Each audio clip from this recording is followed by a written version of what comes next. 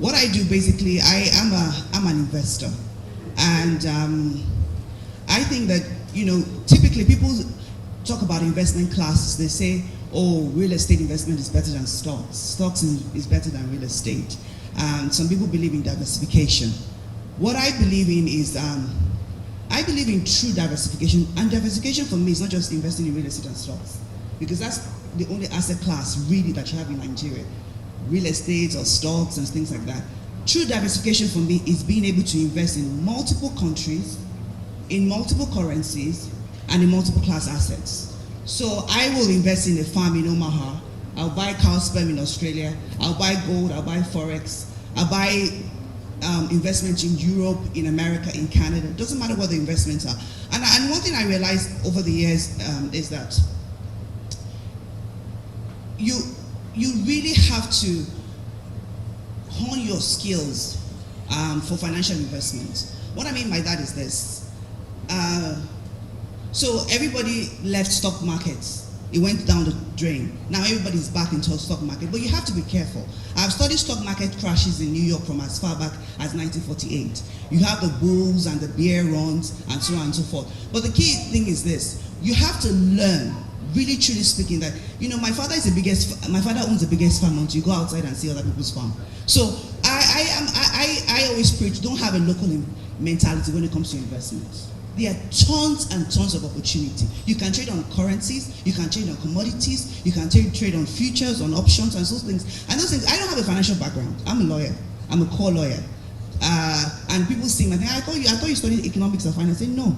It's because I really truly believe that if you don't learn to channel your money in the right direction, you will basically put your money in anything that comes your way. And I'm also a believer that as much as it is great for you to rely on financial advisors, the best person to financially advise you is yourself, because nobody knows how much money you need, you want, you desire, your future hopes and aspirations as much as you do.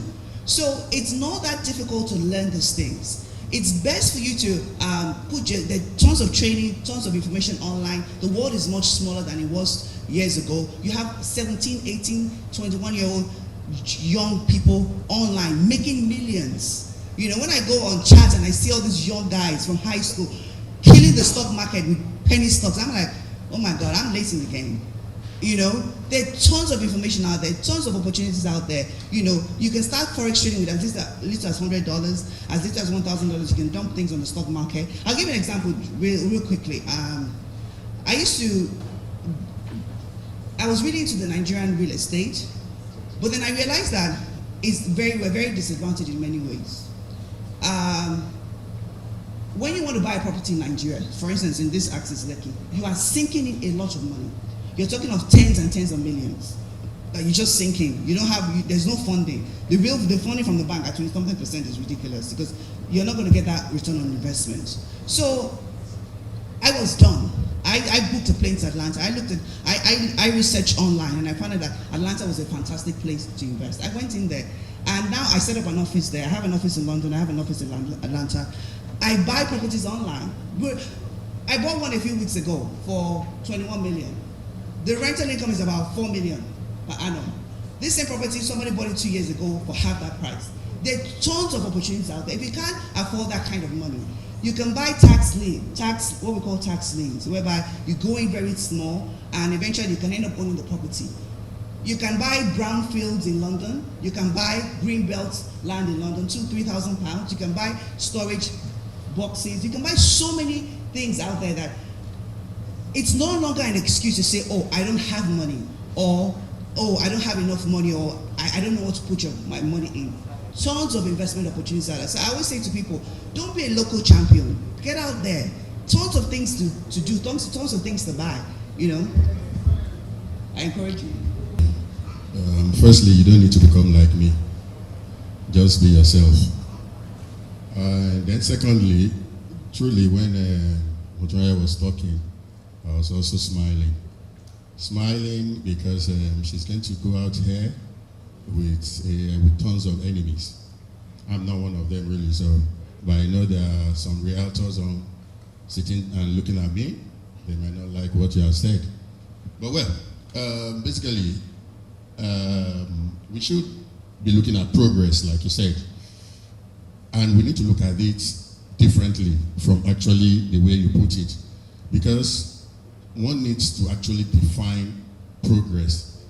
You need to know what might be progressive to me might not be to somebody else. So basically, what's exactly progress? But in terms of real estate, yes, we now link it to real estate and see, okay, how we can actually do it. For me, progress is just advancement, moving from one point to the other. That's just the basic definition of progress. But there's more to it, because you can actually progress in different ways. You can progress in life, you can progress in your career, like you said. You can also progress in so many ways. So what actually satisfies me at the end of the day is what I will take as having progressed. So, well, for those who did not listen so well to Motorayo, that would prefer to listen to me in terms of real estate. Yes, to be candid, she actually said quite a few things that I think, yes, it's commendable. But it doesn't still take away the fact that real estate is still the in thing in the country. When you open your, when you open the internet and you look at the site, you'll see that they are telling us that we have about 17 million housing deficit, we have about 20 million housing deficit. Any right-thinking entrepreneur, any right-thinking investor will know that there's a yawning gap and there's an opportunity that has to be tapped in the real estate industry. So that one is also not questionable. But how do we go about it? That's the where actually is the gap? The gap, unfortunately, is not at the top of the pyramid. And that is where also some people make the mistake. The gap is actually at the bottom of the pyramid. The gap is not in Banana Island, it's not in Lekki. You'll find that it's not in, the eyebrow areas in Abuja or Kano. And if you tend to go and make your investment in that area, unfortunately, you're going to come back to listen to a lecture that you ought to have gone outside. But if you actually make your investment where exactly you should make it, like the Bedulekis, the Ogun State, the more distant areas where people that play at the bottom of the pyramid, that's where you know that actually that is it. Now, yes, there are a lot of things there are a lot of mistakes people make when you're investing in real estate. We need to look at the type of investment you want to do, because people tend to buy real estate for different things. You can buy into real estate as an investor. You can buy into it because you want to own the home. You can buy into it because you want to bequeath a legacy. So many ways you can buy into it. So, but if I'm going to advise, look at the bottom of the pyramid or the medium rung of the pyramid. Don't go on the top of, because you see, for me, investing in real estate at the top of the pyramid is like a fast. It's like just tying your money down. She said it, like you're looking at 21%, 22% to finance the mortgage interest rate. How do you want to survive? If you're buying a property at about 120 million, 130 million, it's going to be extremely difficult to survive. But if you buy down in the Beduleki at maybe about 5 million, 10 million, even if you buy a piece of land, then you know that definitely there's a lot of margin that can be made, that can come maybe in the next 1 year, 6 months. I've seen, and I'll give you an example. There used to be a lady, she didn't have anything, without any disrespect. When she came to us, she said she wanted to be a supplier. What did she have? She had only information and contact. She had the information of somebody that has a quarry, and she is close to that person.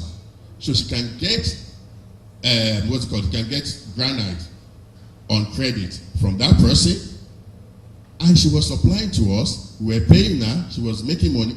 The profit she was making, she didn't spend it, and that's what you actually call progress. She didn't spend it stupidly, lavishly. What she did was that, because we also do nice properties, we also do commercial properties, and we do residential.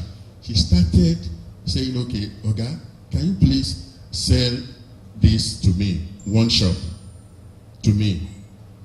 and I'll pay you. I said, okay, how do you want to pay me? Okay, I'll be supplying. What is on it for me, don't bother to give it to me. Keep it for me. I'm telling you today, she's one of the biggest suppliers in that axis. And that's just a period of about 4 years. So it's actually about determination. It's actually knowing the right thing to do at the right time. And there are a lot of investments in Nigeria that are much better than going to Atlanta or Chicago. Thank you.